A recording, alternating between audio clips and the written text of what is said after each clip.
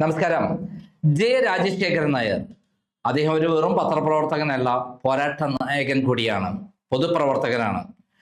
അദ്ദേഹമാണ് വിളനിലം കേസിന്റെ മുന്നണി പോരാളി. വിളനിലത്തിന് കിട്ടിയത് ഒറിജിനൽ സർട്ടിഫിക്കറ്റ് അല്ല, വ്യാജമാണെന്ന് പുറത്തു കൊണ്ടുവന്ന് അദ്ദേഹത്തെ രാജിവെപ്പിക്കുന്നതിന് കാരണമായ തെളിവുകൾ കൊടുത്തു കൊണ്ടുവന്ന ആൾ. ഇതേപോലെയാണ് ചാരക്കേസിൽ ദേശാഭിമാനിയും പോലീസും ചേർന്ന്, ചില പോലീസ് ഉദ്യോഗസ്ഥന്മാർ, സ്മാർട്ട് വിജയൻ എന്ന പോലീസ് ഉദ്യോഗസ്ഥൻ ചേർന്ന് ഒരു കള്ളക്കഥയുണ്ടാക്കി, എന്നിട്ട് അവസാനം ചാരക്കഥയുണ്ടാക്കി, അവസാനം ശാസ്ത്രജ്ഞന്മാരായ അടക്കമുള്ള ആളുകളെ, നമ്പീനാരായണമുള്ള ആൾക്കാരെ തേജോവധം ചെയ്തു. പത്രങ്ങൾ നിരന്തരം വാർത്ത ചെയ്തു. എന്നാൽ അത് പൊളിച്ചുകൊണ്ട് ഇതിലെ ഒരു ചാരവും ഉണ്ടായില്ല, തട്ടിപ്പും ഉണ്ടായില്ല, ഇതെല്ലാം കെട്ടുകഥയാണെന്ന് കൃത്യമായി പുറത്തു കൊണ്ടുവന്ന ഒരാളാണ്. അദ്ദേഹത്തിന് DRDO, ISRO, ശാസ്ത്രജ്ഞർ, സാറ്റലൈറ്റ് എന്നിവയെ ഇതിനെക്കുറിച്ച് വളരെ റിസർച്ച് നടത്തിയുള്ള ആളാണ്. ഇപ്പോൾ ഉണ്ടായിട്ടുള്ള വലിയ വിവാദമാണ് 900-ഓളം ശാസ്ത്രജ്ഞന്മാരടക്കമുള്ള ആളുകൾ ISROയിൽ നിന്ന് അപ്രത്യക്ഷമാവുകയോ കൊല്ലപ്പെടുകയോ അല്ലെങ്കിൽ മരിക്കുകയോ ഒക്കെ ചെയ്തിട്ടുണ്ട് എന്നുള്ള വിവരം, ദുരൂഹ സാഹചര്യത്തിൽ മരിക്കുകയോ ഒക്കെ ചെയ്തിട്ടുണ്ട്. ഇതിന്റെ അടിസ്ഥാനത്തിൽ പാകിസ്ഥാൻ ഇന്ത്യയിൽ വലിയ അട്ടിമറി സൃഷ്ടിക്കുന്നു, സാറ്റലൈറ്റ് വിക്ഷേപണം തകർത്തിരിക്കുന്നു എന്നുള്ളതിനെ കുറിച്ച് ധാരാളം വാർത്തകൾ പ്രചരിക്കുകയാണ്. ഇതിന്റെ സത്യാവസ്ഥ എന്ത്? ഇതിനെക്കുറിച്ച് നമ്മൾ സംസാരിക്കാനായി ശ്രീ രാജശേഖരൻ നായരുമായി ഞാൻ നടത്തിയ ഫോൺ സംഭാഷണമാണ് ഇപ്പോൾ പുറത്തുവിടുന്നത്. പൂർണ്ണമായി കേൾക്കണമെന്ന് വിനയപൂർവ്വം അഭ്യർത്ഥിക്കുകയാണ്. എന്നിട്ട് താങ്കളുടെ അഭിപ്രായം രേഖപ്പെടുത്തണം. നമസ്കാരം. നമസ്തേ. ഈ കഴിഞ്ഞ ദിവസങ്ങളിൽ ചില പ്രധാനപ്പെട്ട വാർത്തകൾ ISROയെ കുറിച്ച് പുറത്തു വരികയുണ്ടായി. അതിൽ ഏറ്റവും പ്രധാനപ്പെട്ട വാർത്ത എന്ന് പറയുന്നത് അവിടെയുള്ള പല ശാസ്ത്രജ്ഞന്മാരടക്കമുള്ള പ്രമുഖരായ ആളുകൾ, ഉദ്യോഗസ്ഥർ അടക്കം കൊല്ലപ്പെടുകയോ അല്ലെങ്കിൽ കാണാതാവുകയോ അല്ലെങ്കിൽ ആത്മഹത്യ ചെയ്യുകയോ ചെയ്തിട്ടുണ്ട്. ഏകദേശം 900 ആളുകളുടെ വിവരങ്ങൾ ഉണ്ടെന്നുള്ള കാര്യമാണ് പുറത്തു വന്നിട്ടുള്ളത്.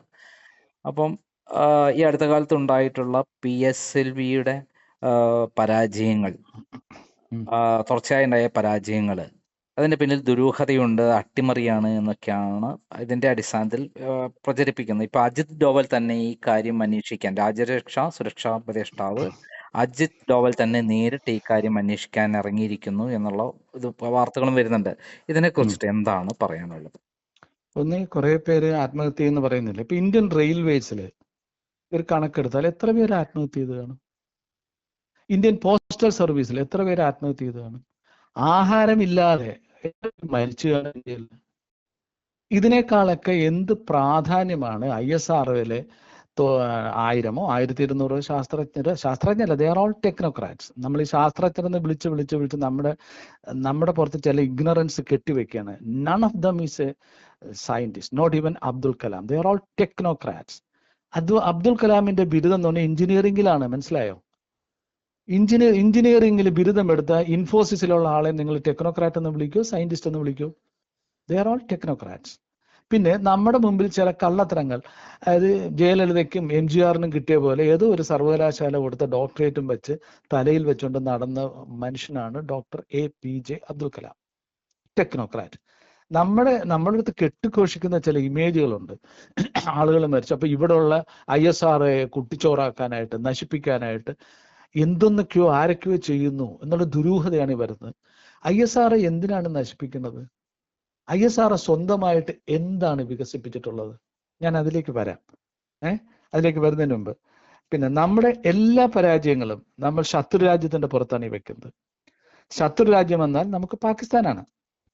ഇപ്പൊ ഏറ്റവും പുതുതായിട്ട് നന്ദകുമാർ പറഞ്ഞല്ലോ, 2026 ജനുവരി 12 PSLVയുടെ തുടർച്ചയായ പരാജയവും. ഇങ്ങനെ പറയാനാണ് നമുക്കിഷ്ടം. ഇങ്ങനെ ചെയ്യുമ്പോൾ ഉണ്ടാകുന്ന കുഴപ്പങ്ങൾ ഇവയാണ്. അതാണ് പ്രധാനം. തെറ്റ് എവിടെയാണെന്ന് മനസ്സിലാക്കാൻ ശ്രമിക്കില്ല. അതുകൊണ്ട് തന്നെ അതേ തെറ്റ് വീണ്ടും വീണ്ടും ആവർത്തിക്കുന്നു. അതുകൊണ്ട് തന്നെ ദൗത്യം വീണ്ടും വീണ്ടും പരാജയപ്പെടുന്നു. തെറ്റിന് കാരണക്കാരായവർ ഉണ്ടെങ്കിൽ അത് പോകുന്നില്ല. ഇപ്പൊ ISROയില് ഈ റോക്കറ്റിന്റെ പല ഭാഗങ്ങളും പല ആളുകളാണ് അത് ഫാബ്രിക്കേറ്റ് ചെയ്യുന്നത്, അത് മാനുഫാക്ചർ ചെയ്ത് കൊടുക്കുന്നത്, പല സപ്ലയേഴ്സ് ആണ്. അവരുടെ ഭാഗത്ത് എന്തെങ്കിലും പ്രശ്നങ്ങളുണ്ടോ? ഒന്നും നമ്മൾ പരിശോധിക്കുന്നില്ല. ഇനി നുണ പറഞ്ഞ് നമ്മൾ നുണ മാത്രം ഇഷ്ടപ്പെടുന്ന കുറെ മനുഷ്യരായി മാറുന്നു. ഒരു കാര്യവുമില്ലാതെ എല്ലാത്തിനും ശത്രുവിന്റെ കറുത്ത കൈകൾ കണ്ടെത്തുമ്പോൾ വാസ്തവത്തിൽ നമ്മൾ അതിനെ ഒന്നും തടയാൻ കഴിയാത്ത നമ്മുടെ കഴിവുകേടിനെ കുറിച്ചാണ് ഈ പറയുന്നത്, അല്ലേ?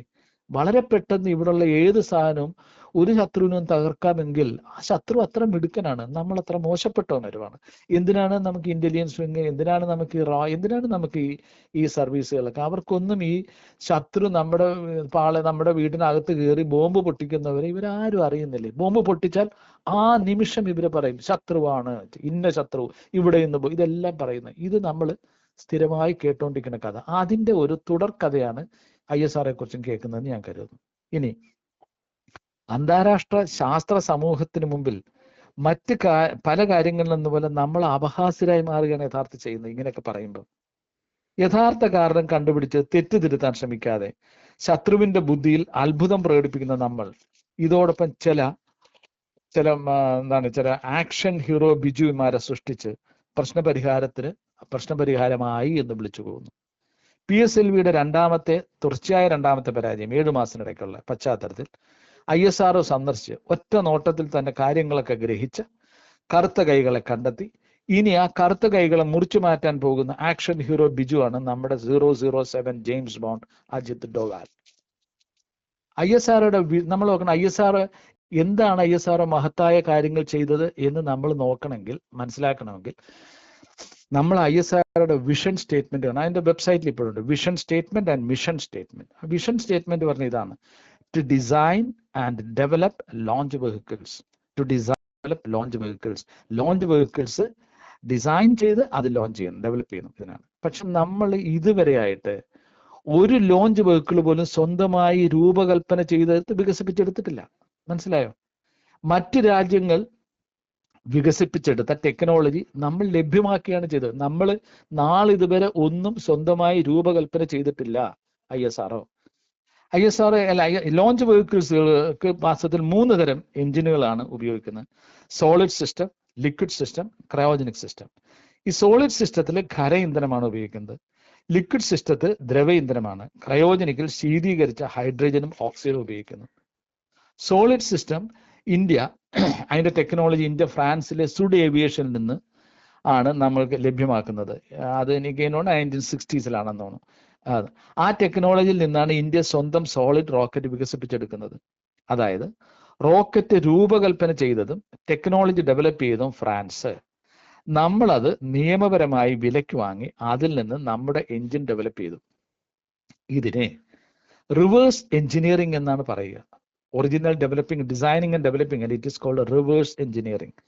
റിവേഴ്സ് എഞ്ചിനീയറിംഗ് എന്താണെന്ന് നമ്മൾ നോക്കിയാണെങ്കിൽ മനസ്സിലാകും. ഒരു എഞ്ചിനോ എന്തോ ആകട്ടെ, ഒരു മരുന്നാകട്ടെ, whatever it may be, അത് ഡെവലപ്പ് ചെയ്തതിലേക്കുള്ള സയന്റിഫിക് ആൻഡ് ടെക്നോളജിക്കൽ ജേർണി ഉണ്ട്. അതിലേക്ക് നമ്മൾ ചെന്നെത്തുന്ന ഒരു ജേർണി ഉണ്ട്. അതൊരിക്കലും നമുക്ക് മനസ്സിലാകില്ല. നമ്മളത് കോപ്പി ചെയ്യുകയാണ് ചെയ്തത്. നമ്മുടെ ഫാർമസ്യൂട്ടിക്കൽ കമ്പനീസിനൊക്കെ എതിരെയുള്ള ഏറ്റവും വലിയ ആരോപണം അതാണ്. അവരൊന്നും ഡിസൈൻ ചെയ്ത് ഡെവലപ്പ് ചെയ്യുന്നില്ല, അവർ റിവേഴ്സ് എഞ്ചിനീയറിംഗിൽ കൂടി ഇത് ചെയ്യുന്നുള്ളതാണ് വലിയ ആരോപണം നമ്മുടെ ഫാർമസ്യൂട്ടിക്കൽ കമ്പനീസിന്. ലിക്വിഡ് സിസ്റ്റം നിയമപരമായി ISRO അക്വയർ ചെയ്യുന്നത് എറിയൻ സ്പേസിൽ നിന്നാണ്. അത് 1974. ഇതും നിയമപരമായ ടെക്നോളജി ട്രാൻസ്ഫർ ആയിരുന്നു. അതിൽ നിന്ന് അന്ന് ആ എഞ്ചിന്റെ നമ്മൾ മേടിക്കുന്നതിന്റെ പേര് വൈക്കിംഗ് എന്നാണ്. ഈ വൈക്കിംഗ് എഞ്ചിന്റെ ടെക്നോളജി സ്വായത്തമാക്കിയ ശേഷം എറിയൻ സ്പേസിൽ നിന്ന് അതിന്റെ സാങ്കേതിക ശാസ്ത്ര വിഭാഗ തലവന്മാരുടെ സഹായത്തോടെ ഏറെക്കുറെ 18 വർഷത്തിന് ശേഷം റിവേഴ്സ് എഞ്ചിനീയറിംഗിൽ കൂടെ നമ്മൾ വികസിപ്പിച്ചെടുത്താണ് നമ്മുടെ വികാസ് എഞ്ചിൻ. ഇനി 1991 ക്രയോജനിക് റോക്കറ്റ് ടെക്നോളജി ലഭ്യമാക്കാൻ വേണ്ടി ISROയിൽ റഷ്യയിലെ ഗ്ലാക്പോസ്മോസുമായി കരാർ ഒപ്പിട്ടു. എന്നാൽ അമേരിക്കൻ സമ്മർദ്ദത്തെ തുടർന്ന് ആ റഷ്യ കരാറിൽ നിന്ന് പിന്മാറി. അതിനുശേഷം ഗ്ലാക്പോസ്മോസിലെ ഒരു വിഭാഗം മേധാവികളും ISROയും ചേർന്ന് ക്രയോജനിക് ടെക്നോളജി അമേരിക്കൻ കണ്ണു വെട്ടിച്ച് നിയമവിരുദ്ധമായി ഇന്ത്യയിലേക്ക് കടത്താൻ നടത്തിയ ശ്രമങ്ങളെ CIA ഇന്ത്യയിലെ ഇന്റലിജൻസ് ബ്യൂറോയിലെ തന്നെ ചില ഉന്നത നിലയിലുള്ള ചാരന്മാരുടെ സഹായത്തോടെ പ്ലാൻ ചെയ്താണ് ISRO ചാരക്കേസ്. ISROയ്ക്ക് ആ ദിവസം വരെ ഇല്ലാതിരുന്ന ക്രയോജനിക് സാങ്കേതിക വിദ്യ അന്നും നമുക്കില്ല കേട്ടോ. 92 നമുക്കില്ല. മറിയം റഷീദിയുടെയും ഫൗസിയ ഹസന്റെയും സഹായത്തോടെ നമ്പിനാരനും ശശികുമാറും ഒക്കെ ചേർന്ന് പാകിസ്ഥാനിലേക്ക് ചോർത്തി കൊടുത്തു എന്നതാണ് അസംബന്ധ നാടകത്തിന്റെ ചുരുക്കം. ഇത് പറയാൻ കാരണം ഇന്ത്യയുടെ സാങ്കേതിക കുതിപ്പ് തടയാൻ ശത്രു രാജ്യങ്ങൾ എന്ത് താല്പര്യമുള്ളത്? ഈ സാങ്കേതിക വിദ്യ പണം കൊടുത്താൽ ഏത് രാജ്യത്തിനും അത് വികസിപ്പിച്ചെടുത്ത രാജ്യത്തിൽ ഇത് ലഭിക്കുന്നേ. നമ്മളും വില കൊടുത്താണ് മേടിച്ചത്. ക്രയോജനിക് സാങ്കേതികം നമ്മൾ 235 കോടി രൂപ, എല്ലാം ഇതാണ്. It's all for sale, it's all for sale. മറ്റു പല രാജ്യങ്ങളുടെയും ദൗത്യങ്ങൾ പരാജയപ്പെടാറുണ്ട്. ഉദാഹരണത്തിന് ഇപ്പൊ നാസയുടെ ദൗത്യം പരാജയപ്പെട്ടതുകൊണ്ടാണല്ലോ ഈ സുനീത വില്യംസിന് 1 വർഷത്തോളം ബഹിരാകാശത്ത് കഴിയേണ്ടി വന്നു. ദൗത്യം പരാജയപ്പെടുത്തിയത് അമേരിക്കയുടെ ശത്രു രാജ്യങ്ങളാണെന്ന് ഡൊണാൾഡ് ട്രംപ് പോലും പറഞ്ഞിട്ടില്ല. തെറ്റുകൾ തിരുത്തിയാണ് വേണ്ടത്, പഴിചാരി രക്ഷപ്പെടുകയല്ല. PSLVയുടെ ജനുവരി 12, 1926 വിക്ഷേപണത്തിന് ടേക്ക് ഓഫ് നോർമൽ ആയിരുന്നു. എന്നാൽ 3ാമത്തെ സ്റ്റേജിൽ അത് പരാജയപ്പെട്ടു. PSLV റോക്കറ്റിന്റെ 1ഉം 3ഉം സ്റ്റേജുകൾ ഖര ഇന്ധനവും 2ഉം 4ഉം സ്റ്റേജുകൾ ദ്രവ ഇന്ധനവുമാണ്. 2ാമത്തെ ദ്രവ ഇന്ധന സ്റ്റേജിൽ നിന്ന് 3ാമത്തെ ഖര ഇന്ധന സ്റ്റേജിലേക്ക് മാറുമ്പോഴാണ് ദൗത്യം പരാജയപ്പെട്ടത്. നമ്മൾ ഇതിനകത്ത് ഒരു കാര്യം നോക്കേണ്ടത്, 2025 മെയ് മാസം നടന്ന ലോഞ്ചിലും ഇതേ കാരണം കൊണ്ടാണ് ഇതേ സ്റ്റേജിൽ ഇതുപോലെയാണ് ദൗത്യം പാളിയത്. PSLVയുടെ ആദ്യത്തെ പരാജയം, PSLV ഡെവലപ്പ് ചെയ്തതിനു ശേഷം ഫസ്റ്റ് പരാജയം 1993 രണ്ടാമത്തെ 2017 മൂന്നാമത്തെ 2025, 4ാമത്തെ 2026. അതായത് നമ്മൾ ഡെവലപ്പ് ചെയ്ത് വരുമ്പോൾ നമ്മുടെ പരാജയത്തിന്റെ ഫ്രീക്വൻസി കൂടുന്നു, ടൈം ഗ്യാപ്പ് വളരെ കുറയുന്നു. അതിൽ 3ഉം 4ഉം പരാജയങ്ങൾ 2025 മെയ്യിലെയും 2026 ജനുവരിയിലെയും പരാജയ കാരണങ്ങൾ ഒരേപോലെ. ലിക്വിഡ് സ്റ്റേജിൽ നിന്ന് എന്തെങ്കിലും മിസ്റ്റേക്ക് കണ്ടെത്തിയാൽ അത് കറക്റ്റ് ചെയ്യാൻ നമുക്ക് കഴിയും, ഗ്രൗണ്ടിൽ നിന്ന് തന്നെ കറക്റ്റ് ചെയ്യാൻ കഴിയും. എന്നാൽ സോളിഡ് സ്റ്റേജിൽ അത്തരം കറക്ഷൻസ് അസാധ്യമാണ്. അതുകൊണ്ടാണ് സോളിഡ് സ്റ്റേജിൽ വന്ന കുഴപ്പം ദൗത്യത്തെ അപ്പാടെ തകർത്ത് കളഞ്ഞത്. അജിത് ഡോവാൽ വന്ന് ഒറ്റ നോട്ടത്തിൽ കുഴപ്പങ്ങൾ കണ്ടെത്തിയെന്നും അറുബോറൻ സിനിമാ കഥയല്ല നമുക്ക് വേണ്ടത്. പരാജയത്തിന്റെ യഥാർത്ഥ കാരണം ISRO പൊതുജന സമക്ഷം വയ്ക്കണം. ISRO ഒരു സിവിലിയൻ ബോഡിയാണ്. അതിന് മിലിറ്ററി പരിവേഷം നൽകുന്നത് തെറ്റാണ്. മിസൈൽ ഡെവലപ്പ് ചെയ്യുന്ന DRDO ആണ്, ISRO അല്ല. 2025 മെയ്യിലുണ്ടായ PSLV പരാജയ കാരണങ്ങളെ കുറിച്ച് പഠന റിപ്പോർട്ട് ഉണ്ടായിരുന്നു. അത് നാളിതുവരെ ISRO പ്രസിദ്ധീകരിച്ചിട്ടില്ല. വിദഗ്ധരടങ്ങുന്ന കമ്മിറ്റിക്ക് പരിശോധിക്കാൻ കൊടുത്തിട്ടുമില്ല. 2025 മെയ് മാസത്തിലെ PSLV പരാജയത്തെക്കുറിച്ച് അവരൊരു ഫെയിലിയർ അനാലിസിസ് കമ്മിറ്റിയുടെ റിപ്പോർട്ടുണ്ട്. അത് പ്രൈം മിനിസ്റ്റർ ഓഫീസിലേക്ക് അയച്ചു കൊടുത്തു. നാളിതുവരെ അവിടെ നിന്ന് അത് വിദഗ്ധരുടെയോ പൊതുജന സമക്ഷമോ എത്തിയിട്ടില്ല. അതിനുണ്ടായിരുന്നു കറക്ഷൻ ഉണ്ടായോ ഒന്നും നമുക്കറിയില്ല. അതിനിടയിലാണ് 7 മാസത്തിന് ശേഷം ഇതൊന്നും തിരുത്താതെ ജനുവരിയിലെ പരാജയം. വിദഗ്ധർക്ക് പോലും റിപ്പോർട്ട് ലഭ്യമായിട്ടില്ല എന്ന സ്ഥിതിക്ക് ആ റിപ്പോർട്ടിൽ ഗുരുതരമായ എന്തെങ്കിലും കണ്ടെത്തലുകൾ ഉണ്ടോ നമുക്കറിയില്ല. അങ്ങനെ ഉണ്ടെങ്കിൽ അത് തിരുത്താതെ ഈ 2025 മെയ് മാസത്തിലെ പരാജയത്തിന് ശേഷം 7 മാസങ്ങൾക്കുള്ളിൽ വീണ്ടും എന്തിനാണ് ഒരു PSLV ലോഞ്ച് നടത്തി നേരത്തെ ഉണ്ടായ അതേ തെറ്റ് ആവർത്തിക്കാൻ അവസരം നൽകി? ഈ പരാജയപ്പെട്ട ദൗത്യം ഇത് വളരെ പ്രധാനപ്പെട്ടാണ്. കാരണം ന്യൂ സ്പേസ് ഇന്ത്യ ലിമിറ്റഡ് എന്ന NSIL എന്ന ISROയുടെ കൊമേഴ്സ്യൽ വിങ് ആണ് ഇത് കൈകാര്യം ചെയ്യുന്നത്. നേരത്തെ പോലുള്ള അല്ല. മറ്റ് രാജ്യങ്ങളുടെ സാറ്റലൈറ്റ്സും ലോഞ്ച് ചെയ്യുക എന്ന കച്ചവടമാണ് NSIL ചെയ്യുന്നത്. തുടർച്ചയായി ഉണ്ടാകുന്ന ഇത്തരം പരാജയങ്ങൾ ശത്രുവിന്റെ കൈകളിലാണെന്ന് പറയുമ്പോൾ ഒരു കച്ചവട സ്ഥാപനം എന്ന നിലയിലുള്ള NSILന്റെ സാധ്യതകളെയാണ് അത് ദോഷകരമായി ബാധിക്കുന്നത്. കാരണം മറ്റ് രാജ്യങ്ങളുടെ സാറ്റലൈറ്റ്സ് വിക്ഷേപിക്കാൻ അവർ നൽകിയ പണത്തിനും അവരുടെ സാറ്റലൈറ്റിനും NSIL നഷ്ടപരിഹാരം നൽകണം. ഇനി വേണ്ടേ? ഇതിന്റെ ഇൻഷുറൻസ് തുക നഷ്ടമായ തുകയേക്കാൾ വളരെ കൂടുതലായിരിക്കും. ഇത് മാത്രമല്ല, പണി അറിയാത്തവന്റെ കയ്യിൽ ആരെങ്കിലും തുറന്ന് പണി കൊടുക്കുമോ? പരാജയത്തിന്റെ മാത്രം സാമ്പത്തിക ബാധ്യത വളരെ കൂടുതലാണ്. അത് ഏകദേശം 200 മുതൽ 250 മില്യൺ ഡോളർ വരെ ആകുമെന്ന് കണക്കാക്കപ്പെടുന്നു. ഈ ഒരു ഒറ്റ ഫെയിലുവറിന്റെ കോസ്റ്റാണ് ഞാൻ പറയുന്നത്. തുടർച്ചയായ 2 പരാജയങ്ങൾ കാരണങ്ങളുണ്ട്. ഇനി നമ്മളോട് കൊടുക്കുന്നതിനകത്ത് ഇൻഷുറൻസ് പ്രീമിയത്തിന്റെ വർധന 20 മുതൽ 30% വരെ ഉണ്ടാകുമെന്ന് കരുതുന്നു. നമ്മൾ ഈ വിജയമൊക്കെ കൊട്ടി ആഘോഷിക്കുമ്പോൾ പരാജയ കാരണങ്ങൾ അറിയാനും ഏതൊരു ഇന്ത്യൻ പൗരനും അവകാശമുണ്ട്. കാരണം ഇത് അവന്റെ കൂടെ പണമാണ് ഈ കൊടുക്കുന്ന ISRO കൊടുക്കുന്നത്. അതിനു പകരം നമ്മൾ ഈ 007 ജെയിംസ് ബോണ്ട് സിനിമ സ്റ്റൈലിലുള്ള അപ്രതീക്ഷിത വരവും ഒറ്റ നോട്ടം കൊണ്ട് ശത്രുക്കളുടെ കറുത്ത കൈകളെ കണ്ടെത്തുകയും ചെയ്യുന്ന അജിത് പവാലിന്റെ ധൈഷണിക പ്രഭാവം ഉണ്ട്. കാണുമ്പോൾ എനിക്ക് വാസ്തവം തോന്നുന്നത് ഈ NTR എന്ന മകൻ ബാലകൃഷ്ണ എന്ന ഒരാളുടെ സിനിമയുണ്ട്, തെലുങ്ക് സിനിമകളെ. ആ സിനിമകളാണ് എനിക്ക് ഓർമ്മ വരുന്നത്. പ്ലെയിൻ പോകുമ്പോൾ ഇയാൾ താഴെ നിന്ന് പിടിച്ച് താഴെ ഇറക്കുന്നു, ട്രെയിനിന് മുമ്പിൽ നിന്ന് ഇയാൾ ചവിട്ട് ട്രെയിൻ താഴെ ഇടുന്നു. ഇതുപോലെ ഈ സൂപ്പർ ഹ്യൂമൻസ് ഉണ്ടല്ലോ, സൂപ്പർ ഹ്യൂമൻസിനെയാണ് നമ്മൾ ഈ അവതരിപ്പിക്കുന്നത്. ഇത് കണ്ടെത്തേണ്ടത് national prime minister, national security adviser അല്ല. What does he know about rocket technology? അയാൾക്ക് ഇതിന്റെയൊക്കെ അവഗാഹമുള്ള ആളാണോ അയാൾ എന്ത് കണ്ടെത്താൻ ഈ പോകുന്നത്? അവിടുത്തെ എക്സ്പേർട്സ്, ടെക്നോക്രാറ്റ്സ് അല്ലേ ഇത് അനലൈസ് ചെയ്യേണ്ടത്. എന്നിട്ട് റിട്ടയർ ചെയ്ത അതുപോലെ തന്നെയുള്ള സീനിയർ ടെക്നോക്രാറ്റ്സ് അവരുടെ കയ്യിൽ റിപ്പോർട്ട് കൊടുക്കുകയും അവരൊരുമിച്ച് ചർച്ച ചെയ്യും, ഇതിന്റെ പരാജയ കാരണങ്ങൾ കണ്ടെത്തിയും അത് സ്പോട്ട് ഔട്ട് ചെയ്ത് കറക്റ്റ് ചെയ്യല്ലേ വേണ്ടത്. നമുക്ക് എപ്പോഴും ഇത്തരം ഒരുതരം എന്ത് പറയാനേ, ഒരുതരം മസാലത്തനമാണ്, ഇതൊരു മസാലയാണിത്. അത് നമ്മൾ എല്ലാത്തിലും അത് തന്നെ കാണുക. രാഷ്ട്രീയത്തിലും സാമ്പത്തിക ശാസ്ത്രത്തിലും എല്ലാത്തിലും ഇത്തരം ഈ അത്ഭുത കാഴ്ചകളായി കണ്ടുകൊണ്ടിരിക്കുന്നത്. അല്ല, ഇതിൽ പറയപ്പെടുന്ന 900-ഓളം ശാസ്ത്രജ്ഞന്മാരുടെയും അതേപോലുള്ള ഉദ്യോഗസ്ഥന്മാരുടെയും തിരോധാനം അല്ലെങ്കിൽ മരണം അല്ലെങ്കിൽ ആത്മഹത്യ, ഇതൊന്നും തന്നെ ഇവിടുത്തെ പ്രവർത്തനങ്ങളുമായിട്ട് ബന്ധപ്പെട്ട ഒന്നും ഇല്ല എന്നാണോ പറയുന്നത്? ഒന്നാമത് ഞാൻ വീണ്ടും പറയുന്നത്, അവിടെ ഒരു ശാസ്ത്രജ്ഞനും ഇല്ല. ദേ ആർ ഓൾ ടെക്നോക്രാറ്റ്സ്. അവരുടെ ലൈബ്രറിയന്റെ ഡെസിഗ്നേഷൻ വരെ സയന്റിസ്റ്റ് എന്നാണ് കേട്ടോ. അതുകൊണ്ട് എല്ലാവരും ഇങ്ങനെ പറയുന്നതേ ഉള്ളൂ. ലൈബ്രറിയന്റെ ഡെസിഗ്നേഷൻ വരെ സയന്റിസ്റ്റ്, ഇന്ന ഗ്രേഡ്, അത്രേ ഉള്ളൂ. എല്ലാം അങ്ങനെ സയന്റിസ്റ്റ് ഒന്നുമില്ല. സയന്റിസ്റ്റ് എന്ന് പറഞ്ഞാൽ ഒറിജിനൽ ഗവേഷണങ്ങൾ നിങ്ങൾ നടത്തണം. ശാസ്ത്രത്തിലെ ഒരു ഒറിജിനൽ ഗവേഷണം നടത്തിയിട്ടില്ല. വല്ല മിടുക്കുള്ള കഴിവുള്ളവരുണ്ടാക്കിയ സാധനങ്ങൾ വിലയ്ക്ക് വാങ്ങി അവരുടെ സഹായത്തോടെ ഇവിടെ കൊണ്ടുവന്ന് നമ്മൾ റിവേഴ്സ് എഞ്ചിനീയറിംഗിലൂടെ ഡെവലപ്പ് ചെയ്യുന്ന ടെക്നോക്രാറ്റ്സ് മാത്രമാണ് ISRO ഉള്ളത്. ISRO ഇതുവരെ ഒന്നും സ്വന്തമായി ഡെവലപ്പ് ചെയ്തിട്ടില്ല. അതുകൊണ്ട് അത്ര വലിയ മഹത്തായി. പിന്നെ സ്ഥാപനങ്ങളിൽ ആത്മഹത്യ ചെയ്യണതൊക്കെ ആ സ്ഥാപനം നശിപ്പിക്കാനാണ് എന്നൊക്കെ പറഞ്ഞാൽ, അല്ലെങ്കിൽ അവര് നമ്മൾ എന്തൊക്കെയോ കണ്ടെത്തി, നമ്മൾ പറഞ്ഞ വിക്രം സാരാഭായി മരിച്ചത് വരെ നമ്മൾ ആരൊക്കെയോ ചെയ്തെന്ന് നമുക്ക് പറയാൻ ഇഷ്ടം. അയാൾക്ക് ഹാർട്ട് അറ്റാക്ക് വന്നാണ് മരിച്ചതെന്നുള്ള പറയാൻ നമുക്ക് തയ്യാറല്ല. വിക്രം സാരാഭായിയെ നശിപ്പിച്ചിട്ട് എന്ത് ചെയ്യാനായിട്ടാണെന്ന്?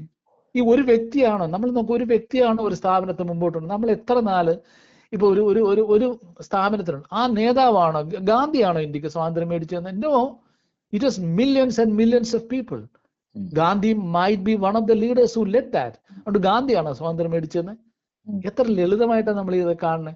ISROയിലെ ഈ ടെക്നോക്രാറ്റ്സിനെ കുറെ പേരെ കൊല്ലുവാനും കുറെ പേര് ആത്മഹത്യ ചെയ്യാനും എന്തൊരു കഥയാണ് ഇതൊക്കെ. ഞാൻ പറയല്ലേ, അത് നിങ്ങൾ ഇലക്ട്രിസിറ്റി ബോർഡ് നോക്ക്, നിങ്ങൾ റെയിൽവേയിൽ നോക്ക്, അതിന്റെ കണക്കുകൾ എടുക്കാത്തതുകൊണ്ട് അവിടെ ഒരുപാട് പേര് ആത്മഹത്യ കാണും.